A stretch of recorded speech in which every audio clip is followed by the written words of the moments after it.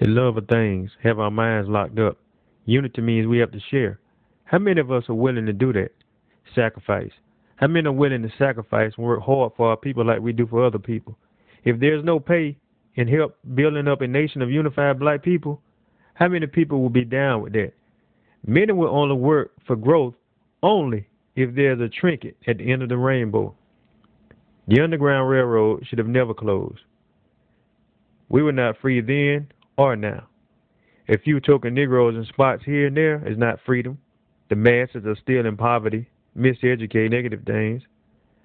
Why do so many people ride our leaders? The leaders get tired too.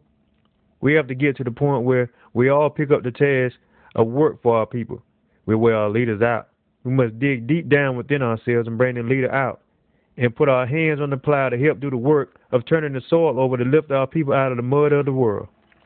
How is it, with all this technology we're exposed to, we do not go about work of building and working for our people?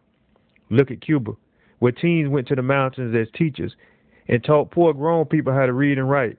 Look at the civil rights movement, mostly teens. A lot of people who praise Dr. King today, grown people, were scared to get down with Dr. King after he started moving on a level like never before, speaking about Vietnam, poverty, and many other human rights issues.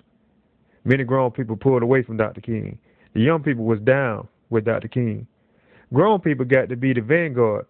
But if they're scared, more Harriet Tubmans and Elijah Muhammads and Ida B. Wells will come.